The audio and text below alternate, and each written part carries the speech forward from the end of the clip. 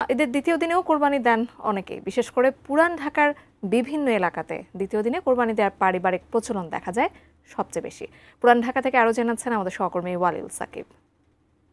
কিন্তু সকাল থেকেই পুরান ঢাকার বিভিন্ন এলাকাতে ঘুরছিলাম এবং আমি দেখেছি যে পুরান ঢাকার বেশিরভাগ এলাকাতেই কিন্তু আজকে দ্বিতীয় দিনও কোরবানি হচ্ছে এবং এখানকার যারা বাসিন্দা রয়েছেন তারা আমাদেরকে জানাচ্ছিলেন যে আসলে যে দ্বিতীয় দিন কোরবানি দেওয়ার ব্যাপারটি কিন্তু অনেকের ক্ষেত্রেই পারিবারিক একটি ঐতিহ্যের মতো ব্যাপার।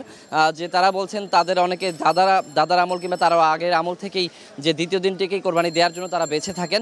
আর বিশেষ করে হচ্ছে যে আমি প্রতিটি এলাকাতেই কিন্তু কোরবানি দেওয়ার যে চিত্রগুলো আমি দেখেছি এবং প্রতিটি এলাকায় মানুষের সঙ্গে কথা বলেছি, তারা বলছিলেন যে কেউ কেউ কিন্তু যে কোরবানি ঈদের আগের দিন পর্যন্ত রাত পর্যন্ত কিন্তু বিভিন্ন হাটে ঘুরে তারপর গরু কিনে থাকেন। এছাড়া তাদের ব্যবসায়িক কিংবা বিভিন্ন ধরনের ব্যস্ততা থাকে ঈদের আগের দিন পর্যন্ত, সে কারণে তারা ঈদের দিনটিকে আসলে পরিবারের সঙ্গে সময় কাটানোর জন্য এবং বিশ্রাম নেওয়ার জন্য রাখেন।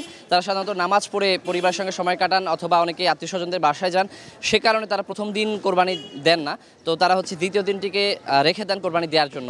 আর আমরা জানি যে কোরবানি দেওয়ার যে প্রচলন, কোরবানি কিন্তু ঈদের 3 দিন পর্যন্ত কোরবানি দেওয়া যায়, সে কারণেই কিন্তু এই পুরান ঢাকায় মোটামুটি 3 দিন পর্যন্তই কিন্তু কোরবানির আমেজটি চলে। দ্বিতীয় দিন একটু বেশি দেখা যায় কোরবানি দেওয়ার ব্যাপারটি, তবে তৃতীয় দিন কিছুটা কমে যায়।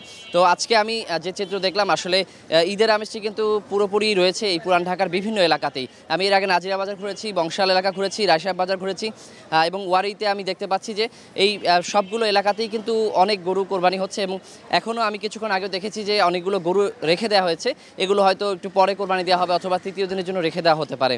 তো এই ছিল আমার কাছে এখন পর্যন্ত পুরান ঢাকায় দ্বিতীয় দিনের কোরবানি দেওয়ার সবশেষ খবর।